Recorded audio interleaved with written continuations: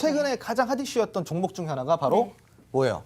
해운 관련주 HMM. 맞아. 이 종목이 가장 핫했잖아요. 네. 그래서 이 HMM이 도대체 뭔지, 이건 도대체 어떻게 공략을 해야 되는 건지 이걸 오늘 한번 배워보도록 할 거예요. 네. 자, HMM 정말 한 주가 아니죠. 한 두 달, 한 달 뭐 이렇게 좀 핫했던 종목인 것 같아요. 네. 그래서 이 관련주들이 무엇이 있으며 이 HMM이 왜 핫했는지 오늘 이렇게 제대로 파악해보는 특강 시간을 가져보도록 하겠습니다.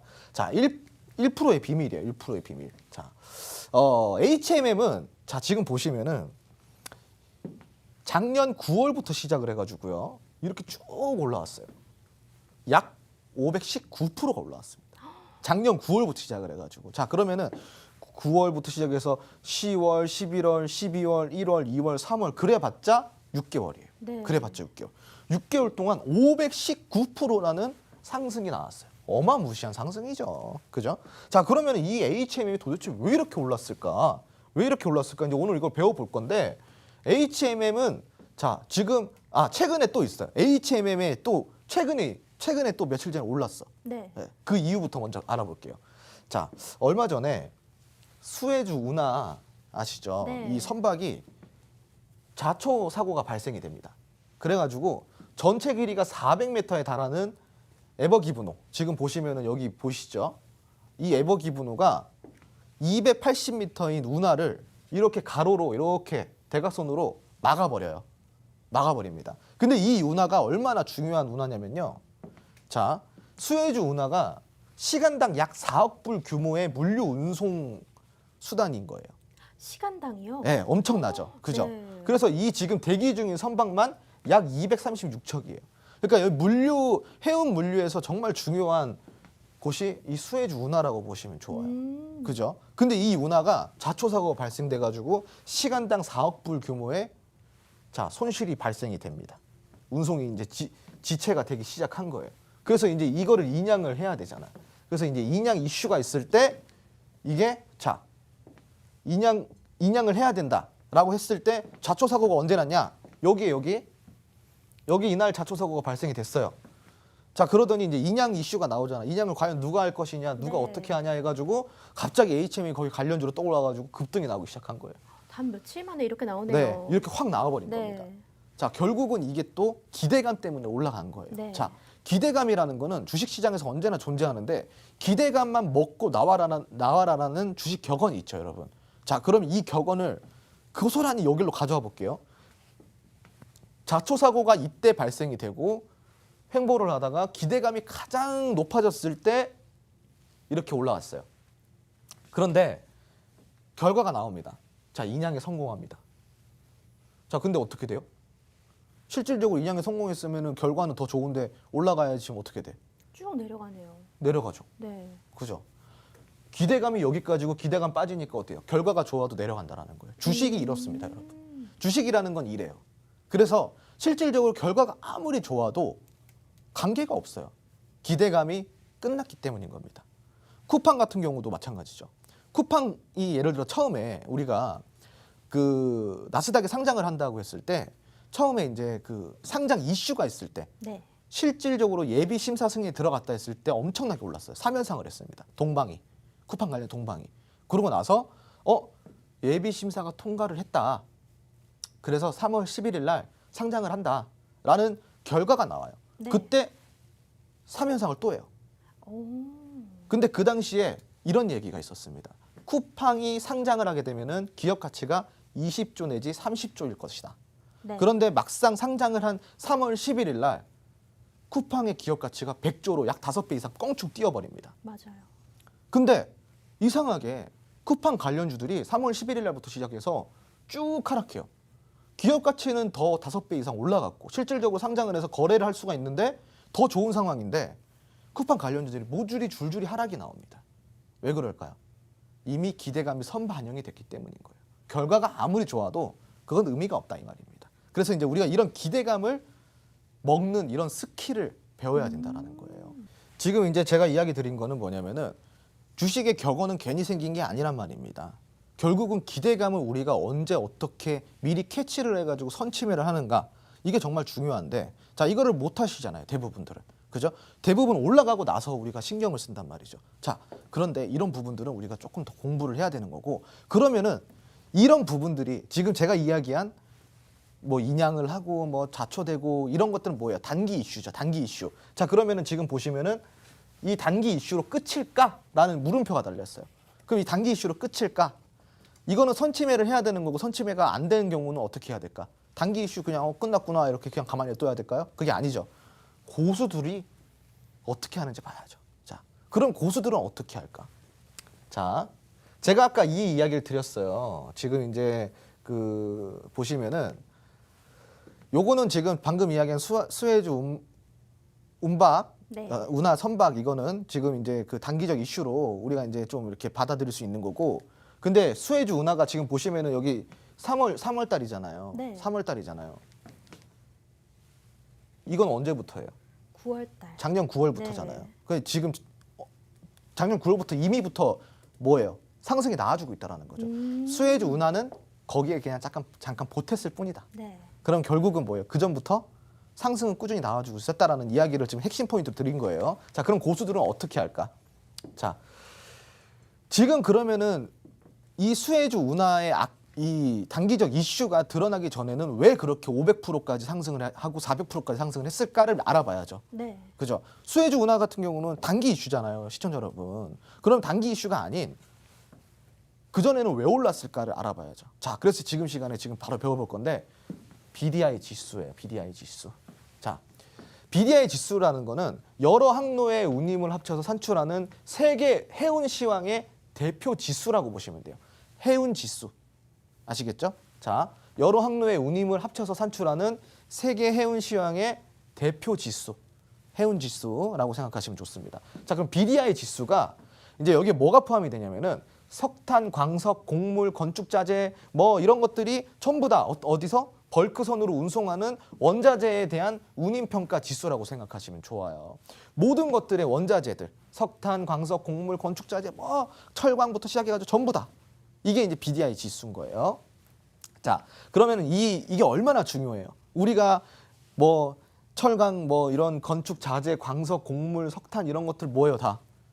우리 인류에 꼭 필요한 것들이죠. 그러다 보니까 지금 이 BDI 지수가 얼마나 중요해요. 자, 밑에 보시면은 세계 경기를 예측하는 선행 지표 역할을 한다고 했어요. BDI 지수는. 자, 그 BDI 지수를 우리가 외우기 어려울 때는 자, 이렇게 한번 외워봅시다.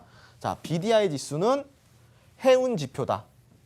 이 해운 지표에 들어가는 것들은 석탄, 광석, 곡물, 건축 자재 등의 이런 자재들, 원자재들이 이 대표적으로 이 지수에 포함이 된다라고 생각하시고, 이런 것들은 우리가 먹고 자고 쓰고 입고 다 하는 데 필요한 것들이기 때문에 정말 중요한 것이다라고 생각하시면 좋아요. 그래서 세계 경기를 미리 예측할 수 있는 선행 지표로서 역할을 한다라고 생각하시면 편할 것 같습니다.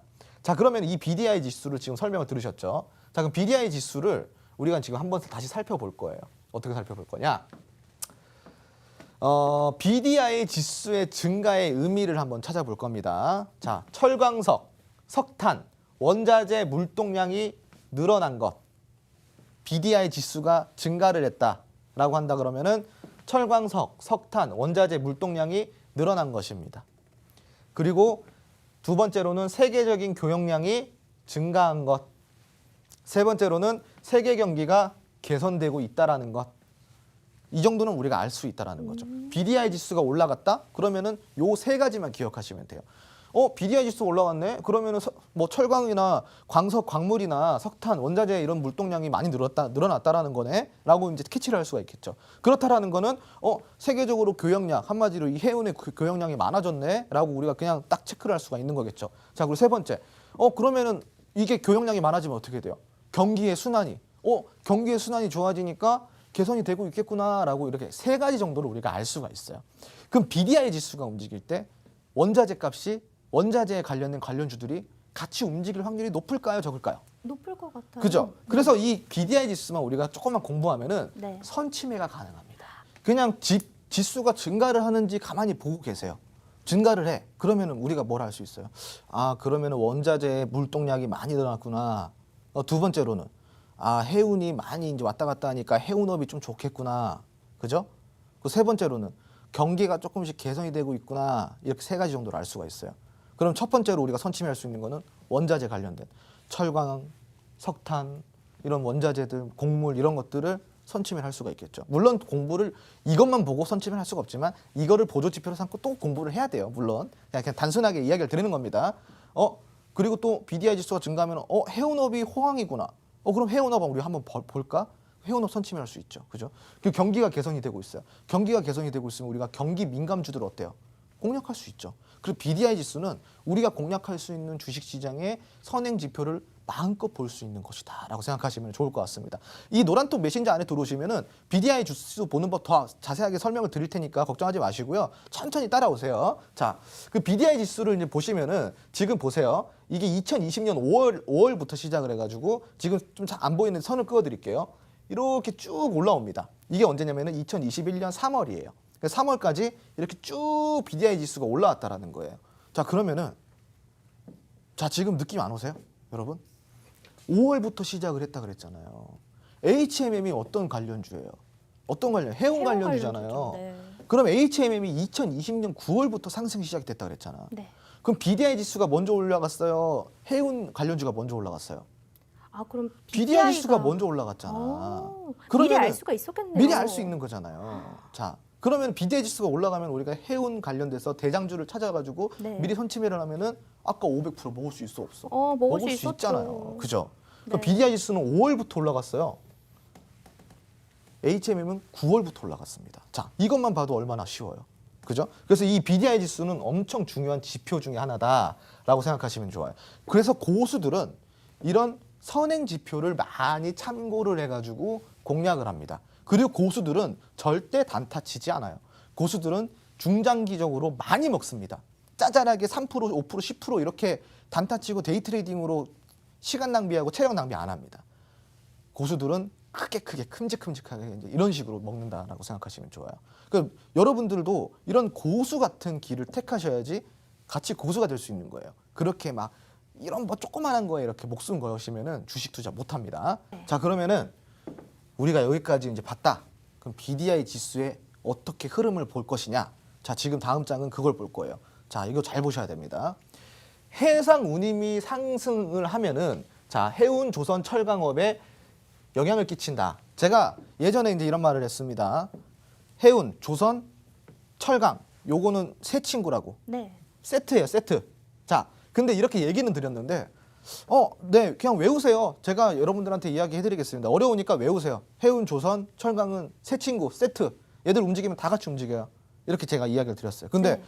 외우는 건 외우는데 왜 그래야 되지? 왜 그 세 친구진 잘 모르시잖아. 그렇죠. 이해를 해야죠. 그죠? 네. 그래서 이제 이해를 시켜 드릴게요. 자, 해상 운임이 상승을 하면은 원자재 화물량이 증가를 합니다. 첫 번째로. 자, 두 번째로 해상 운임이 상승이 돼 가지고 결국은 이게 호황이 이루어지면 뭐가 돼요? 해운 업체가 호황이 됩니다. 해운 업체 호황이 되면은 그다음은 어떻게 돼요? 선박의 수요가 증가를 해요. 자, 그럼 선박의 수요가 증가하면 어떻게 돼? 해운 업체가 호황이면은 해운이 가고 선박의 수요가 증가되면은 조선이 가고. 네. 자, 그다음에 조선 업체의 호황이 옵니다. 조선 업체의 호황이 오면은 뭐가 돼요? 철판, 프레스, 철강 뭐 이런 산업들이 네. 수요가 증가를 해요. 그럼 이런 수요가 증가하면은 뭐가 돼요? 철강업체 호황으로 이렇게 이루어진다고 생각하시면 좋아요. 그 BDI 지수는 아까 뭐라 그랬죠? BDI 지수? 운임 지수라 그랬잖아요. 네. 운임 지수인데 이 운임 지수는 우리가 뭐라고 얘기를 해요? 아까 원자재가 올라간다. 원자재 화물량이 증가를 한다라고 했어요. 자, 그러면은 다시 설명을 드릴게요. 자, 아직도 헷갈리시는 분들 잘 들으세요. BDI 지수가 올라간다 그러면은 그냥 머릿속에 그럼 원자재 화물량이 증가를 했구나. 원자재 화물량이 증가가 되면 그 다음은 뭐가 돼요? 해상 운임이 많이 늘어났구나. 그럼 해상 운임이 많이 늘어나면 또 어떻게 돼요? 그러면은 해운 업체가 호황이겠구나 되는 거예요, 그죠? 그 해운 업체 호황이면은 선박이 더 필요해요, 안 필요해요? 더 필요하죠. 선박에 그럼 수요가 증가하는구나, 그냥 그죠? 그럼 선박의 수요가 증가를 하면은 조선 업체가 호황이 아니에요. 조선 업체 호황이죠. 조선 업체 호황이면 뭐예요? 그 다음에 조선 업체 만들어야 될 거 아니에요? 그럼 뭐가 필요해? 철 필요하죠, 철. 철판 이런 것도 많이 필요하잖아요. 프레스도 많이 필요하고. 네. 그럼 철강, 프레스 이런 수요가 증가를 합니다. 그럼 철강 수요 증가하면 어떻게 돼요? 철강 업체 호황으로 이렇게 이루어지는 겁니다. 그래서 이렇게 세 가지가 엮이게 되는 거예요. 정말 단순하게 주린이 입장에서 제가 설명을 드린 겁니다. 그래서 엄청 쉽죠.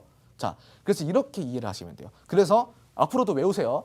해운, 조선, 철강이 움직일 때는 해운이 움직일 때는 조선이 움직일 것을 암시하고 조선이 움직이면 철강으로 움직일 것을 암시를 한다. 이거는 세트다라고 생각하시면 좋아요. 세트인 이유는 네. 아래에 충분히 제가 설명을 드렸습니다. 자, 이렇게 좀 외우시면은 아주 편합니다.